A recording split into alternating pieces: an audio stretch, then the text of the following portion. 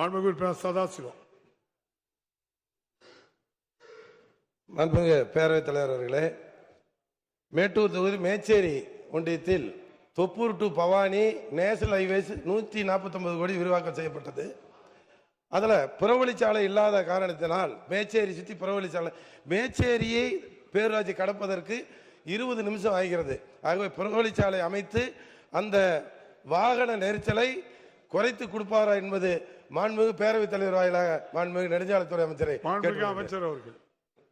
மாண்புமிகு பேரவைத் தலைவர்களே, பொதுவாக ஒரு புறவழிச்சாலை அமைக்க வேண்டும் என்று சொன்னால் அது நகரமாக இருந்தாலும் மாநகராட்சியாக இருந்தாலும் பேரூராட்சியாக இருந்தாலும் அது ஒன்றியத்தினுடைய தலைநகராக இருந்தாலும் அதனுடைய போக்குவரத்து செறிவை முதல்ல கணக்கெடுப்போம். எவ்வளோ மக்கள் போகிறாங்க, எவ்வளோ வண்டி போகுது, எவ்வளோ நெரிசல் இருக்கிறது என்று ஒரு கணக்கெடுப்போம். அப்படி அவர் சொல்வது அரசு விதிக்கு உட்பட்டு நெரிசல் அதிகமாக இருக்கும் என்று சொன்னால் புறவழிச்சாலைக்கு முதல்ல என்ன பண்ணணும், அதுக்கு நிலம் எடுக்கணும். நிலம் கையகப்படுத்தி பின்புதான் சாலை போட முடியும். அப்படி ஒரு சொல்லுகிற அந்த பகுதி நெரிசல் கூடுதலாக இருக்குமேயானால் நான் அதிகாரியை பொறியாளர்களை அனுப்பி நான் பார்க்கிறேன்.